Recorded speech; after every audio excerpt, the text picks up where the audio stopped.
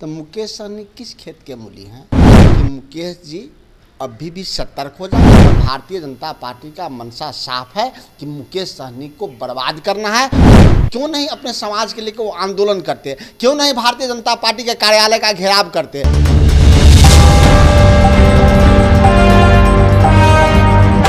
बिहार के सियासत में एक बार फिर से घमासान मचा हुआ है।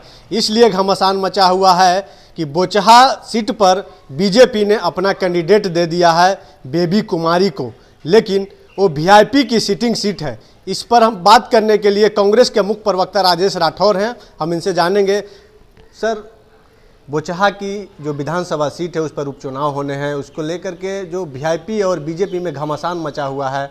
वीआईपी की सिटिंग सीट थी लेकिन उस पर बीजेपी ने अपना कैंडिडेट घोषित कर दिया है, क्या कहेंगे? मुकेश सहनी जी को पहले ही सोचना चाहिए था कि भारतीय जनता पार्टी घड़ियाल है। जब जेडीयू जैसे अपने साथी के अरुणाचल के छऊ एमएलए को निकल गया तो मुकेश सहनी किस खेत के मूली हैं।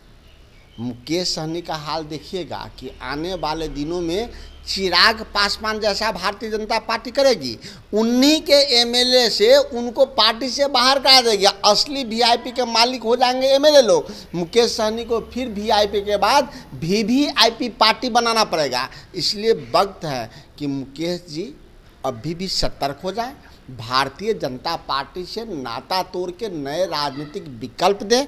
अगर नए राजनीतिक विकल्प नहीं तलाशेंगे तो मुझे नहीं लगता है कि मुकेश सहनी के प्रत्याशी कहीं बोचहा विधानसभा सीट पर वो लड़ाई दे पाएंगे। और भारतीय जनता पार्टी का मंशा साफ है कि मुकेश सहनी को बर्बाद करना है। और मुकेश सहनी तो बार बार कहे थे कि आरजेडी ने, महागठबंधन ने उनको खंजर पीठ में भोंका था, लेकिन आज तो उनके सीने पे गोलियां चल रही है, सीने पे खंजर चल रहा है। तो आज मुकेश सहनी चुप क्यों हैं?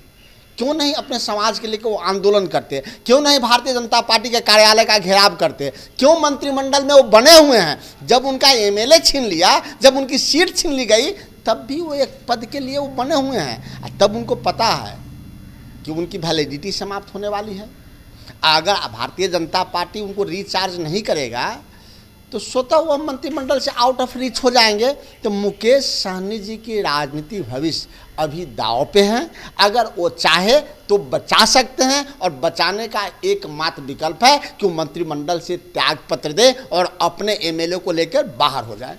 लेकिन वहीं पे जो जीतन राम मांझी हैं वो भी पीछे हटते हुए दिख रहे हैं। पहले बोलते थे कि वो वीआईपी की सिटिंग सीट है, वीआईपी को ही मिलनी चाहिए, लेकिन वो भी अभी पीछे हटते देख रहे हैं। वो उन्होंने साफ तौर पे कह रहे हैं कि बीजेपी और वीआईपी के अंदरूनी मामला है। देखिए, अब जीतन राम मांझी को छोड़, जब नीतीश कुमार जैसा व्यक्ति भारतीय जनता पार्टी के सामने डर से बोल नहीं पा रहे हैं, अपने अधिकार की बात नहीं कर पा रहे हैं, तो बेचारा जीतन राम मांझी जी कैसे करेंगे? अगर उनका अपना मामला आएगा तो कभी कुछ बोल भी सकते हैं, लेकिन मुकेश सहनी के लिए अपना दाव पर अपना भविष्य जीतन राम मांझी जी क्यों लगाएंगे? मुझे लगता है कि 4 राज्यों में भारतीय जनता पार्टी की जो जीत हो गई है उससे वो आक्रामक हो गया है, और सबसे पहले विरोधी से पहले वो अपने साथियों को ही बर्बाद करना चाहता है। तो मुझे लगता है कि जीतन राम मांझी समय के इंतज़ार में हैं और बर्बादी से बचने के लिए चुप हो गए हैं।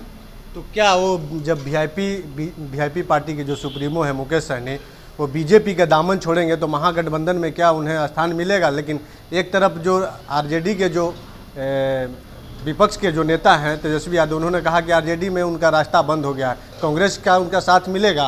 देखिए, 2 बात है। पहले जो भारतीय जनता पार्टी के साथ है उस पर मेरा विचार बेकार है। अभी भारतीय जनता पार्टी को जो छोड़ेगा उसको हम आगे अपने साथ लाने का हम प्रयास करेंगे। भारतीय जनता पार्टी और मेरा सिर्फ विचारधारा की लड़ाई है, और जो उनके विचारधारा के साथ है उसको मैं नहीं हूँ। लेकिन एक बड़ा और प्रश्न उठता है कि जेडीयू और मुकेश सहनी जी दोनों आदमी भारतीय जनता पार्टी के खिलाफ उत्तर प्रदेश में चुनाव लड़ा, तो मुकेश सहनी को तो अभी ही भारतीय जनता पार्टी सबक सिखा दी।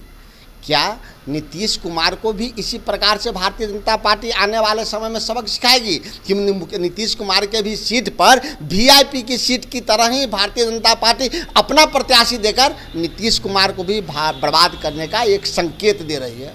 एक अंतिम सवाल है राजेश जी, बोचहा विधानसभा सीट पर कांग्रेस अपना उम्मीदवार उतारेगी या फिर राजद अपना उम्मीदवार उतारेगी, क्या कहेंगे इस पे? नहीं, मैं कांग्रेस पार्टी अपना उम्मीदवार उतारेगी। कांग्रेस पार्टी सभी से पिछले उपचुनाव में भी अपने प्रत्याशी उतारी और इस चुनाव में भी अपना प्रत्याशी उतारेगी और सशक्त और मजबूत दावेदारी के साथ हमारे प्रत्याशियों की चयन हुआ है और मजबूत प्रत्याशी उतारेंगे, बेहतर लड़ाई देंगे।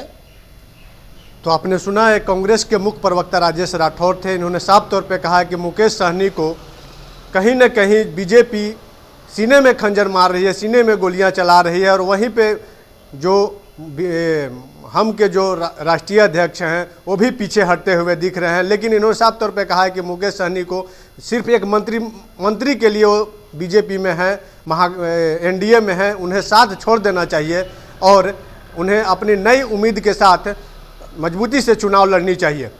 धीरेन्द्र कुमार, DTV भारत, पटना।